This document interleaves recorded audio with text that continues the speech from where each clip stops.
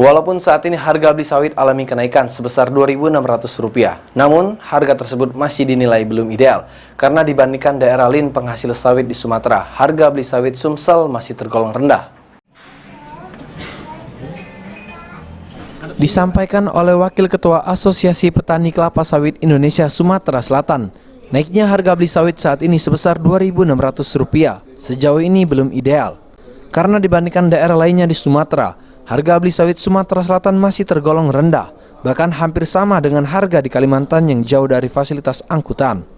Idealnya, harga beli sawit Sumsel sendiri menurut Yunus, kenaikannya bisa di bawah Riau atau sama dengan provinsi tetangga Jambi. Yunus pun meyakini harga beli sawit Sumsel sendiri akan terus alami kenaikan. Dengan Jambi atau ya di bawah Riau sedikit. Kalau Jambi sudah 27, kita idealnya mungkin 28 saat ini. Masih ada space, masih ada ruangan untuk bisa naik lagi gitu lah. Jadi masih ada kemungkinan? Masih ada kemungkinan, dan kalau lihat tren hari ini dan beberapa waktu yang lalu ini tren kita naik atau bertahan di tingkat yang itu, di tingkat yang. Sejauh ini, naiknya harga beli sawit sendiri karena adanya perang Ukraina dan Rusia. Seharusnya Indonesia sendiri menurut Yunus dapat mengendalikan harga, bukan tergantung dari negara luar. Firman Hidayat, PAL TV.